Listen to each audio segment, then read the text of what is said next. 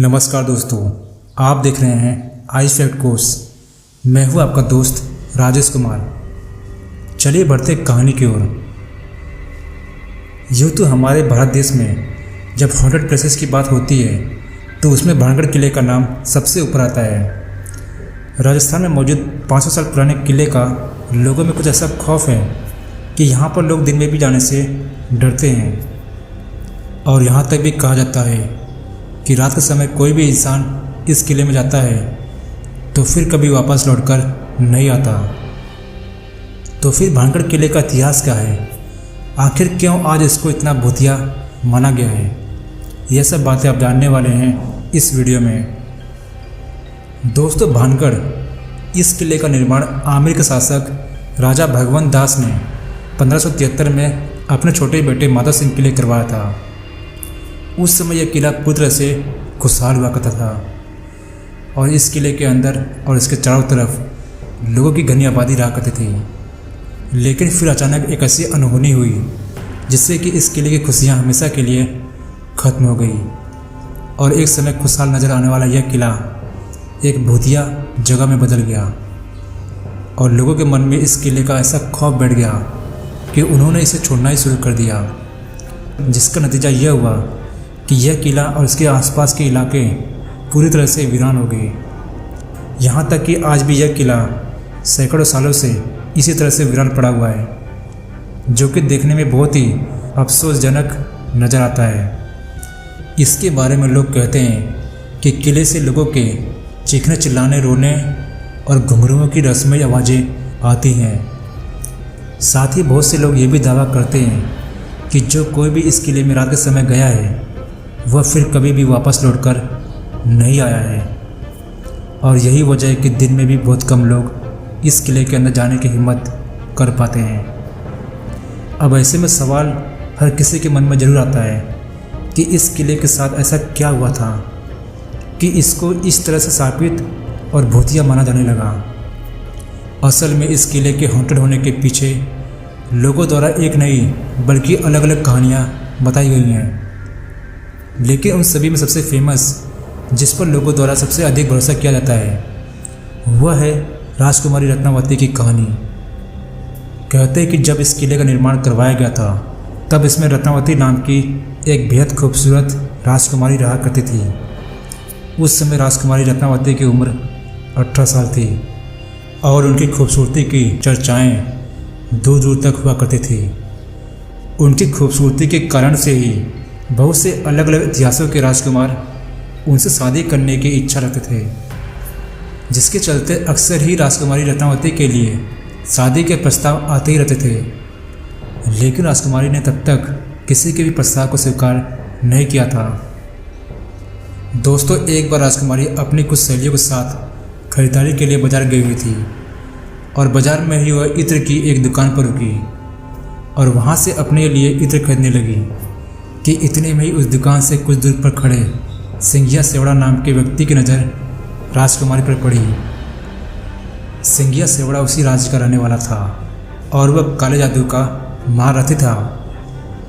राजकुमारी रत्नावती की खूबसूरती को सिर्फ एक ही नज़र में देखते ही सिंघिया उन पर पूरी तरह से फिदा हो गया और वह टकटकी लगा राजकुमारी को घूरता रहा और उसी पल उसने अपने मन में यह तय कर लिया कि वो राजकुमारी को किसी भी कीमत पर हासिल करके रहेगा।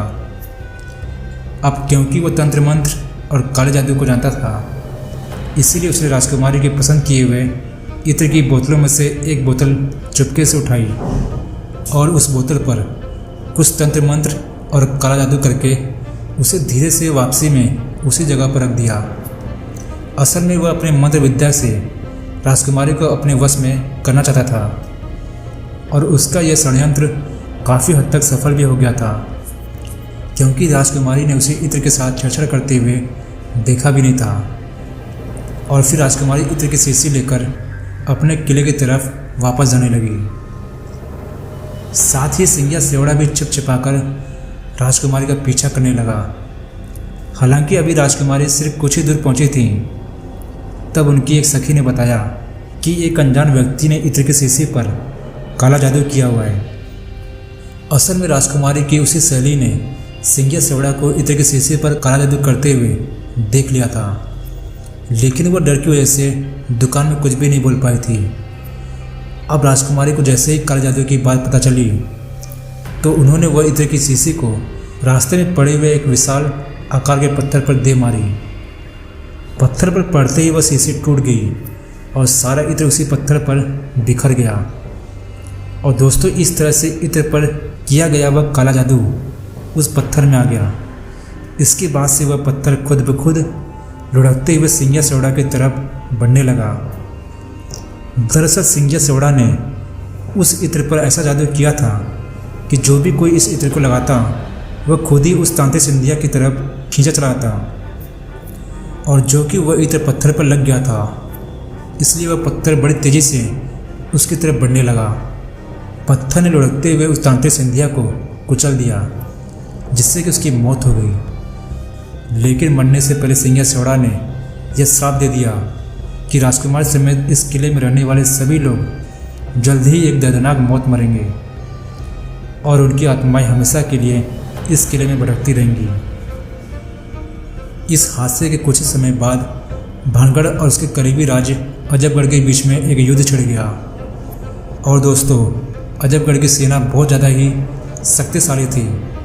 इसके चलते उनके सिपाही भानगढ़ के किले में घुस गए और किले में मौजूद हर एक पुरुष, महिला और यहाँ तक कि बच्चे को भी मौत के घाट उतार दिया, जिसमें राजकुमारी रत्नावती भी नहीं बच पाई थी।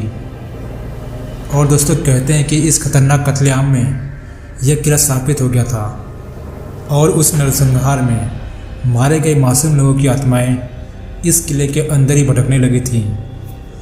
दरअसल किले के आसपास रहने वाले लोगों को अंदर से अजीब तरह की आवाज़ें आती थी और साथ ही किले की तरफ जाने वाले लोगों के गायब होने की घटना भी काफ़ी सुनने में मिलती रहती थी।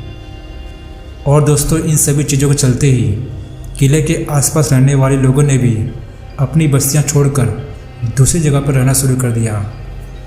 और देखते देखते यह किला और इसके आसपास का इलाका पूरी तरह से वीरान हो गया। इसके अलावा दोस्तों, इस किले के भूता होने के पीछे एक और कहानी ये भी बोली जाती है कि जिस समय इस किले को बनाया जा रहा था, तब इस किले की ज़मीन के पास ही बाबा बालकनाथ नाम के एक साधु रहा करते थे। और बाबा को जब इस किले के बनने की खबर मिली तो उन्होंने राजा भगवान दास के पास जाकर यह संदेश भिजवाया कि वह अपने किले को इतना ऊंचा न बनवाए कि उसकी परछाई मेरी कुटिया तक पहुंच जाए। राजा भगवान दास ने बाबा की उस बात को गंभीरता से नहीं लिया और जब एक किला बनकर तैयार हुआ तो इसकी परछाई बाबा बालकनाथ के कुटिया तक पहुंच गई। और दोस्तों, परछाई को देखकर बाबा गुस्सा हो गए और उन्होंने श्राप दे दिया कि यह भानगढ़ पूरी तरह से तबाह हो जाएगा। और दोस्तों, बहुत से लोग ये भी मानते हैं कि भानगढ़ किले की यह हालत बाबा बालकनाथ के उस श्राप की वजह से ही हुई थी। इसके अलावा एक कहानी ये भी बताई गई है कि भानगढ़ में एक युद्ध हुआ था। इसमें भानगढ़ के सिपाही हार गए थे, लेकिन भानगढ़ के राजा और उनके परिवार के दूसरे लोग अपनी जान बचाकर वहाँ से भागने में कामयाब रहे। अब जो कि उन लोगों ने किले के अंदर अपना काफ़ी सारा खजाना छिपाया हुआ था और दुश्मनों से उस खजाने को बचाने के लिए एक झूठ फैलाया गया कि यह इलाका पूरी तरह से शापित है और अगर कोई व्यक्ति इस किले में जाएगा तो उसकी तुरंत मौत हो जाएगी। और दोस्तों, इस तरह से खजाने को बचाने के लिए यह अफवाह फैलाई गई, जिसे लोगों ने सच मान लिया और भानगढ़ का यह किला हमेशा के लिए भूतिया समझा जाने लगा। वैसे वजह चाहे जो भी रही हो, आप लोग बताना कमेंट में कि आप लोग क्या सोचते हैं इसके बारे में। तो यह कहानी है भानगढ़ किले के भूतिया होने के पीछे। दोस्तों, अगर आप इस जगह पर गए हैं तो हमें कमेंट करके ज़रूर बताएं और वीडियो अच्छी लगी हो तो वीडियो को लाइक कीजिए, शेयर कीजिए और चैनल को सब्सक्राइब कर दीजिए। धन्यवाद दोस्तों, आपका दिन शुभ हो।